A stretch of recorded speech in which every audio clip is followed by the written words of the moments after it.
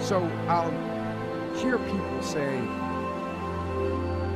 if you believe it, that you can achieve it. And the problem with that is you're leaving out the most important part of the equation. And that part is what we actually doing something. That's what you have to do to achieve anything.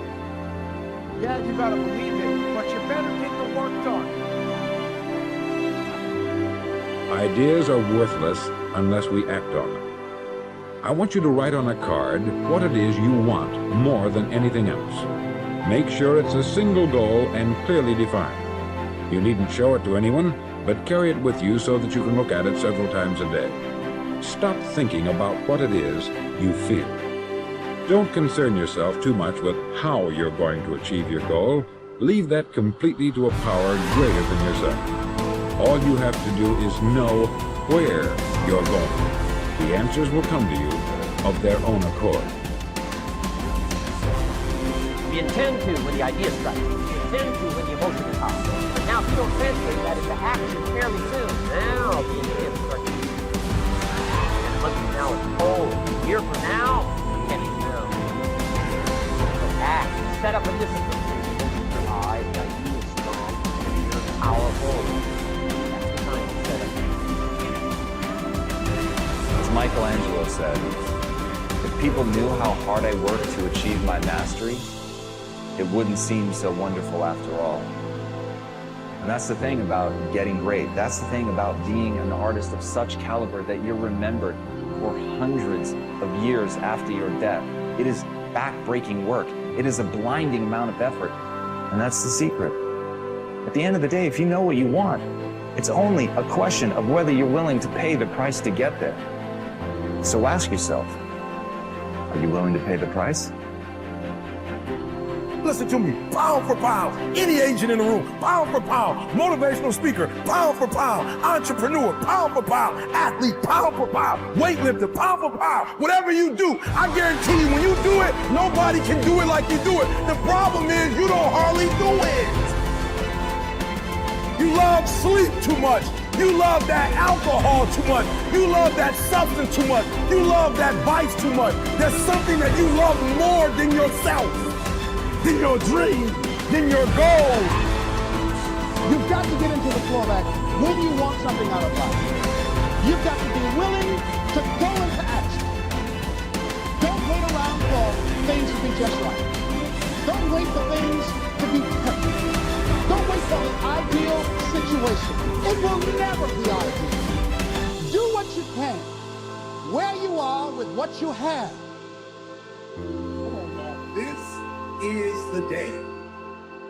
Do what you're supposed to do. You ain't no boy no more. You don't need their approval. You're talented enough. God made you. You got everything you need.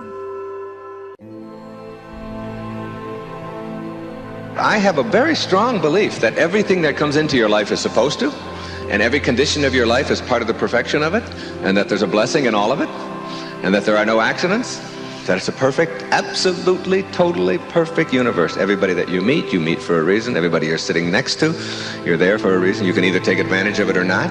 You have choices to make throughout it all. At the same moment, there's an opportunity in it, and I never look back with anything but gratitude for all that was handed to me, because I learned firsthand as a very young boy how to be self-reliant, how to take responsibility for myself, how not to blame other people for it, and to find something positive in it, and always did. So that little old lady who's driving in front of you at 20 miles an hour with the 1976 Cadillac, cream-colored, you all see her, she's everywhere. She got blue hair and she can hardly see over the steering wheel.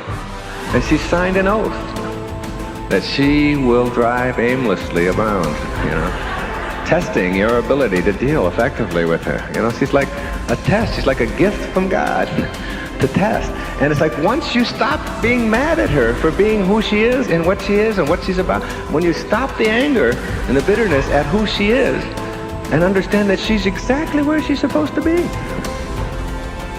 And she's there to teach you a very important lesson. Slow down. You have to. Relax. Don't give her control over the divine part of you. The intelligence in back of that is suffusing your form, invisible as it is. It's still there, and it's yours. It's really what constitutes your entire humanity. Don't give it away.